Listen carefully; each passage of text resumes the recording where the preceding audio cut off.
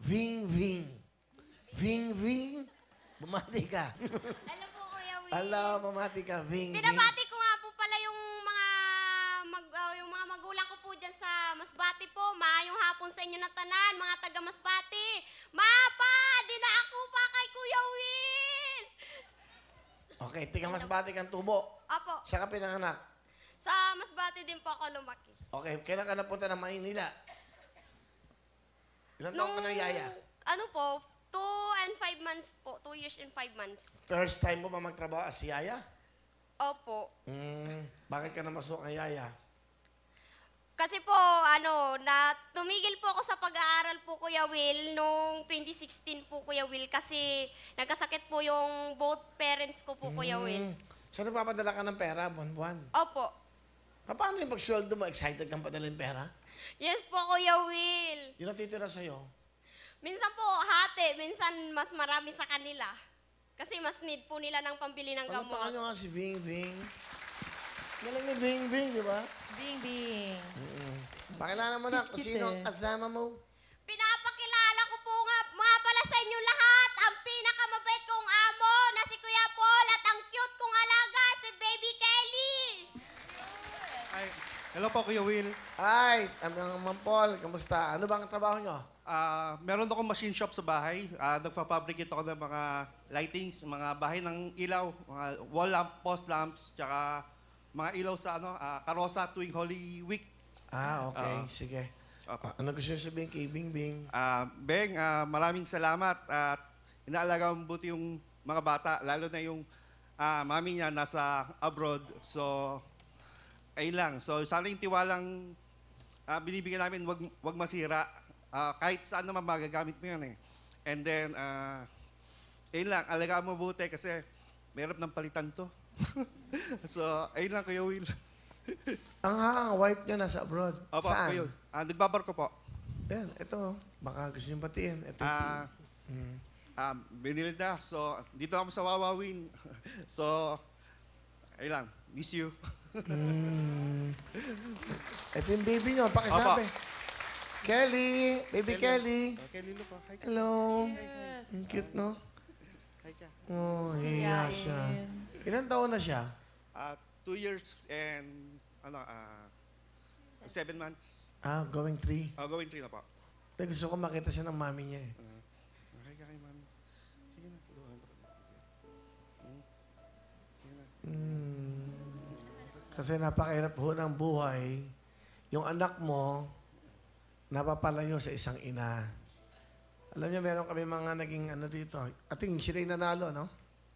Mga OFW sila. Iyak na iyak yung nanay kasi ayaw siyang yakapin ng anak niya. Hanggang dito ayaw siyang yakapin. Kasi nagtatrabaho siya sa ibang bansa. So yung bata, tuwing uuwi siya, hindi siya kilala na siya yung nanay. Ganyan kahirap ang buhay ng ating mga dakilang OFWs. Kaya, di ba? Naisip ko lang, I'm sure, paano niyo to sa Facebook, di ba? Tapos para makita, paano pa send mo sa kanya. Ano po, Kuya Will, araw-araw naman sila nagchat-chat. Kaya lang, may kita talaga sa mukha ng nanay niya na talagang malungkot. Siyempre, iba yung may kasama ng nanay, di ba? Iba yung may kaliga ng nanay. Kelly, miss mo si Mami? Miss mo, mami? Okay. Bing, ano gusto mo sabihin sa mahal mong amo? Kuya, salamat sa inyo ni ate sa lahat ng tulong nyo po. Hindi po nakakabili ng gamot yung mama at papa ko po minsan. Pag nagsasabi po ako sa inyo, kayo po nagbibigay po kayo agad. Tsaka nung nakaraan po pala, yung sa pang-paopera po ng sister-in-law ko po, thank you sa binigay nyo po. Tsaka, thank you. Doon po din sa pagpaaral nyo po sa akin, thank you din po. Pasensya na po kasi hindi ko po naipagpatuloy kasi alam nyo naman po na need ng parents ko po ng pambili ng gamot. Saka ako lang po yung inaasahan nila. Thank you po sa lahat ng tulong nyo, sa inyo ni ate tsaka kay Kuya Arman po. Thank you. Mabait si Sir Paul, no? Ako po, Kuya Will, sobrang bait po talaga niyan. Pero na-meet mo na si ma'am. Yes po. Nicole, message ka ba kay ma'am mo? Nandun sa abroad. Nasa cruise. Te, mapapamanood mo to, te. Nandito na ako kay Kuya Will. Thank you sa lahat ng tulong nyo. Tapos doon po din sa pagpapaaral nyo, may diploma na po ako ng ALS. Thank you po talaga sa lahat. Galing. Salamat, ha? Thank you po, Kuya Will. At napakabuti niyong tao, Mang Paul. Bigyan mo nga ng jacket si baby.